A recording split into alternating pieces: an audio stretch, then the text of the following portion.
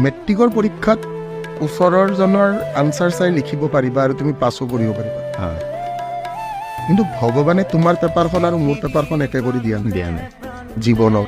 তোমাৰ ঘৰৰ পৰিস্থিতি যেনেকুৱা ধৰণৰ, তোমাৰ ঘৰৰ পৰিস্থিতি বেলেগ, তুমি কেনেকৈ ডাঙৰ দীঘল হৈছা কথাটো বুজি পাইছানে?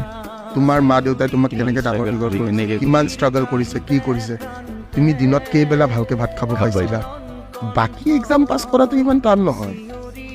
এই যে স্কুলৰ এক্সাম, এই যে ডিগ্ৰী এক্সাম, কাষৰজনৰ চায়ে পাছ কৰিব পাৰি, কপি কৰিব পৰা যায়। কিন্তু জীৱনৰ যোনটো পৰীক্ষা, জীৱনৰ পৰীক্ষাটোত সকলোৰে সংগ্ৰাম বেলেগ বেলেগ, সকলোৰে পৰিস্থিতি বেলেগ, সকলোৰে ষ্ট্ৰাগল বেলেগ। আৰু তুমি যিটো পৰ্যায়ৰ পৰা আহিছা, তুমি কেতিয়াও, মই এই কথাটো কওঁ ন, যে বহুতে কয় যে ই অমুকৰ দৰে, ই তমুকৰ দৰে, কোনো কাৰো দৰে হ'ব নোৱাৰে, ইম্পচিবল। কাৰণ ভগৱানে প্ৰত্যেকৰে জীৱনত যিখিনি লিখি থৈছে, সকলোৰে কুৱেশ্যন পেপাৰখনেই বেলেগ বেলেগ।